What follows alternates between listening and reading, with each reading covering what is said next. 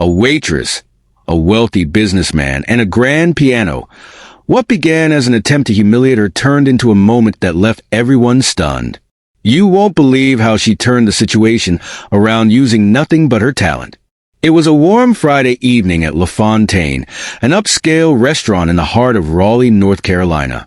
The air buzzed with lively conversations, the soft clinking of glasses, and the distant strains of jazz from the corner piano, creating an atmosphere of refined elegance. Deborah, a 25-year-old waitress with a quiet grace and a spark in her eyes, moved effortlessly between tables, balancing plates and warm smiles. To most, she was just another server. But within her resided dreams far grander than the opulent dining space surrounding her. Deborah's true passion was music. Since childhood, the piano has been her sanctuary, a place to express her deepest emotions. However, passion alone doesn't pay the bills.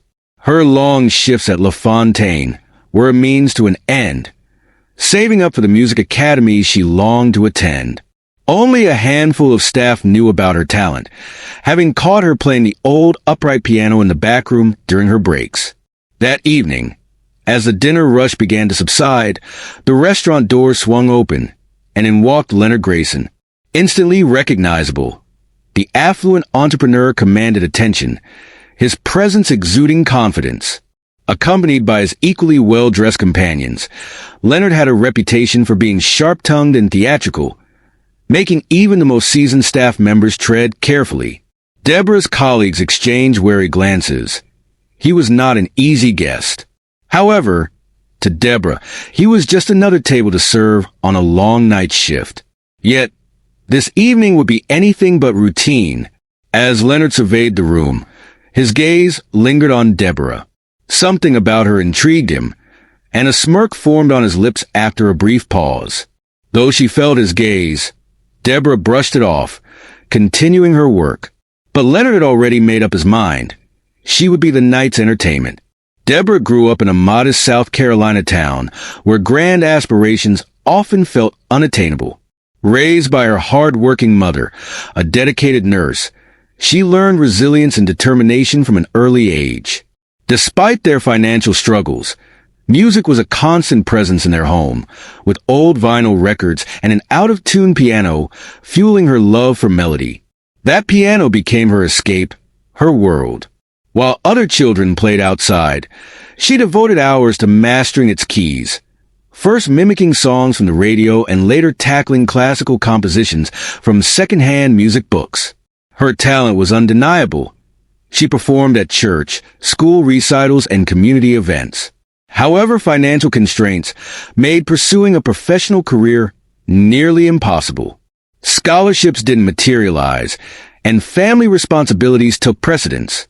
At 18, Deborah set aside her concert dreams to earn a living, yet music remained an intrinsic part of her identity.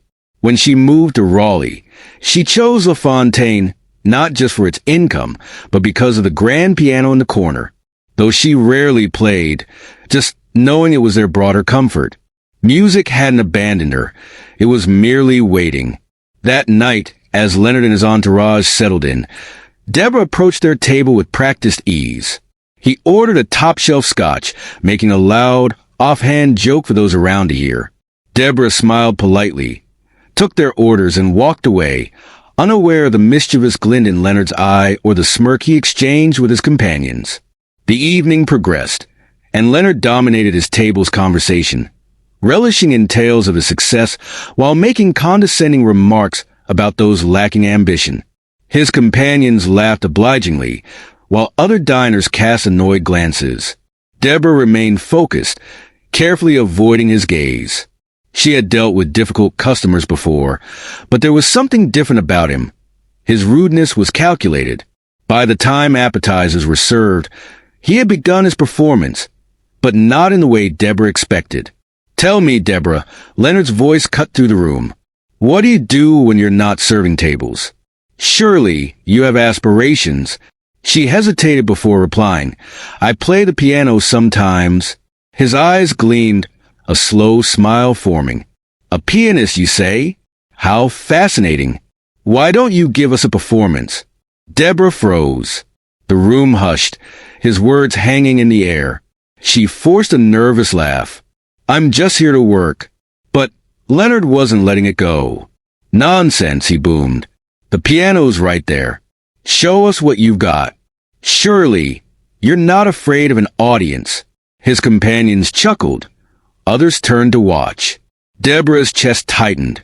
Judgment was poised to unfold. She wanted to refuse, but Leonard's challenge left no room for retreat. Silence stretched. Leonard smirked. All talk, no talent. He mused mockingly. The word stung. Memories of her mother's encouragement filled her mind. Never let anyone make you feel small, Deborah. She took a deep breath and met Leonard's gaze. Fine, she said, her voice steady. The restaurant seemed to hold its breath as she walked toward the grand piano. Leonard leaned back, triumphant, convinced of his victory. Deborah sat down, her fingers trembling as they touched the keys. She took a breath, then began to play. At first, the notes were soft, hesitant, but as she lost herself in the music, the melody grew bolder. She played Debussy's Clair de Lune, pouring her soul into every note. The room fell silent, enraptured. Even Leonard, who had been whispering moments before, was now speechless. The music soared, weaving a story of sacrifice, perseverance, and unspoken dreams. She was no longer a waitress. She was an artist. As the final note resonated, the restaurant remained still for a moment before erupting into thunderous applause. Diners stood, clapping fervently. Her colleagues beamed with pride. Leonard, however, remained seated, his smirk replaced by something uncharacteristic, discomfort. He clapped slowly, hollowly, clearly caught off guard. Deborah met his gaze, not with triumph, but with quiet confidence. He forced a chuckle. That was unexpected, he muttered. Talent truly does come from the most surprising places. His words rang hollow. Deborah responded simply, everyone has a gift. It's how you choose to use it that matters. The weight of her words rippled through the room. Leonard shifted uncomfortably as the diners resumed their meals. The atmosphere transformed. Where there had been arrogance, there was now respect. Deborah returned to her station, her colleagues offering quiet smiles of encouragement. The night wasn't over, but something within her had shifted.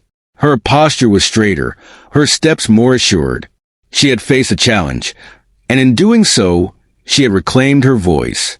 No amount of condescension could take that away.